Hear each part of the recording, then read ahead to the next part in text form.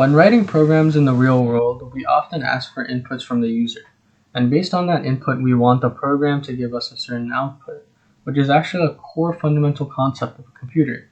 We provide it with an input and it gives us an output. So we can do something like this, where we type in input and ask, how old are you? This will prompt the user to give an input, and after the user types a response and clicks enter, Python will interpret and receive the response as a string data type.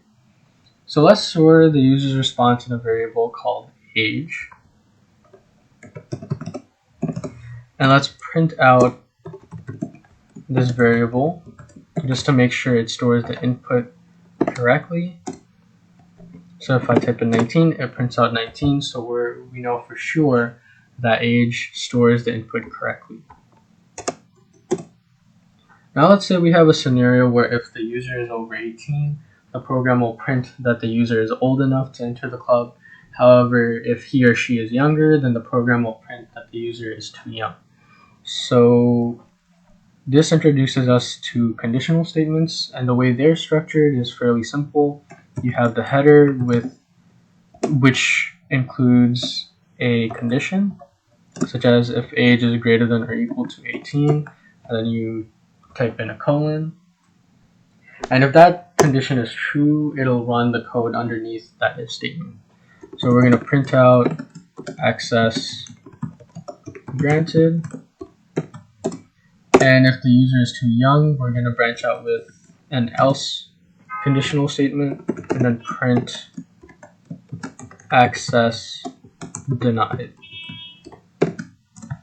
And if we print that, if we run that and then type in 19, we get an error that says greater than or equal to not supported between instances of string and int. So that's because, if you recall, the input function interprets and stores the response as a string data type. So we need to use one of those operators that we learned from the first video called conversion operators to change the data type from string to int. And now if we run it, if I type in 19, it says access granted. And if I run it again, and if I type in 15, it says access denied. So that's working fine. And now there is also another header called elif. And you can use it in a scenario like this. Say if the child is too young but has a parent.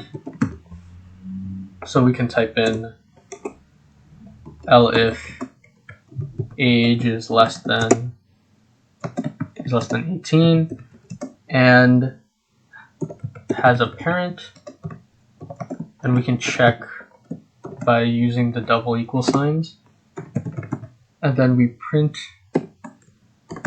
access granted.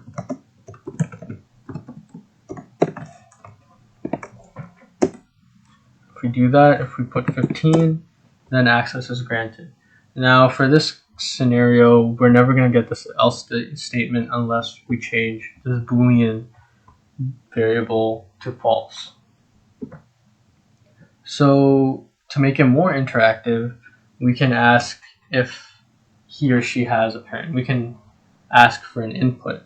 And the way you can do that is by getting rid of this variable and then getting rid of all of this and just type in else here.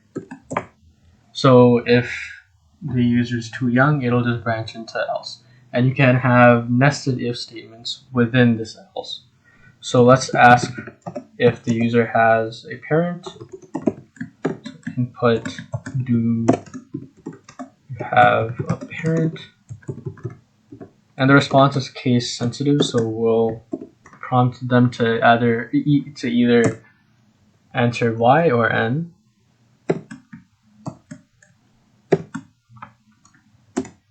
And then if parent equals y,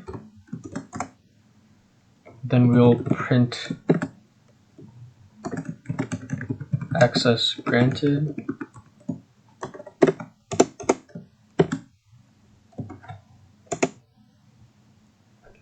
else print access denied.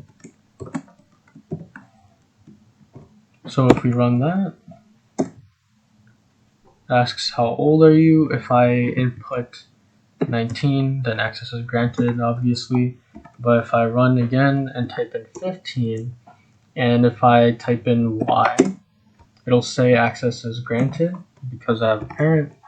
Now if I type in 15 and type in N, then it says access is denied. So these if else and these conditional statements can get very complicated, very complex, and the easiest way to think about it is by thinking of them as kind of routes and paths where if a condition is met, it needs to go to that destination. And well, that's it for this lesson. Please like, comment, and subscribe. Hope to see you in the next one.